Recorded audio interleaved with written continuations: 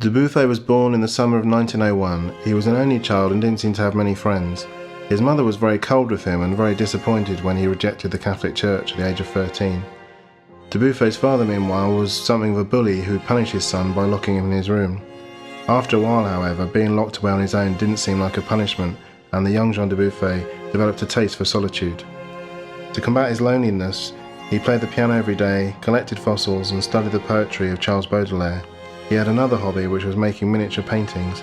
This activity was top secret though. The only person he allowed to see his paintings was his grandmother. In 1918, the teenage Jean Dubuffet left home to attend the legendary Art Academy in Paris. On the course with him were several artists who would later become famous, such as Raoul Dufy, Fernand Léger, and Max Jacob. In the evenings, as soon as he was free, Dubuffet rushed to meet Fernand Léger's beautiful wife, with whom he was having a passionate love affair.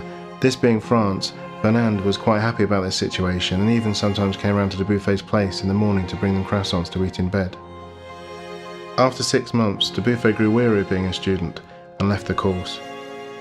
He lived in the cheapest suburb of Paris he could find and did his best to educate himself by reading lots of books by German psychiatrists. In Dubuffet's opinion, there is no more of an art of the insane than there is an art of those with knee problems.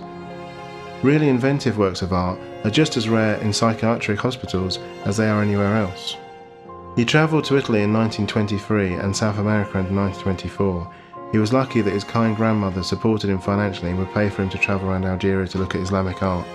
As well as continuing to play the piano, Jean Dubuffet learned how to speak Russian and spent a long time reading the novels of Dostoevsky. He didn't make art himself for 20 years and instead went off to work for his family's wine business. Only at the age of 40 he felt ready to make work himself. He described himself as a Sunday painter for whom every day was Sunday. In his opinion, art should always make us laugh a little and make us a little frightened.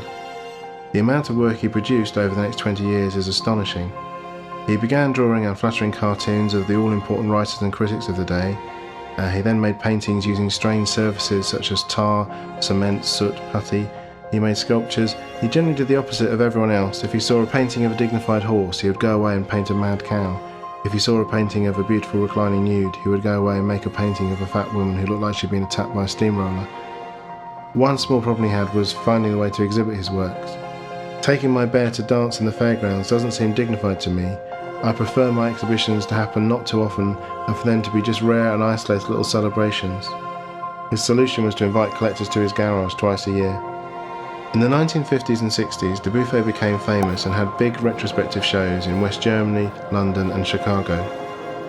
Dubuffet was a philosopher who inspired many with his unique take on things. One of my favourite quotes of his is, "Art doesn't go to sleep in the bed made for it. It would sooner run away than say its own name. What it likes is to be incognito.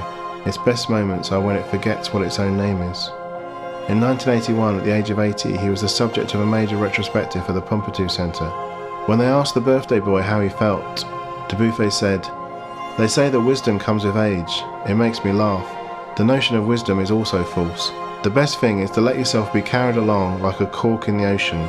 I think the cork is wise."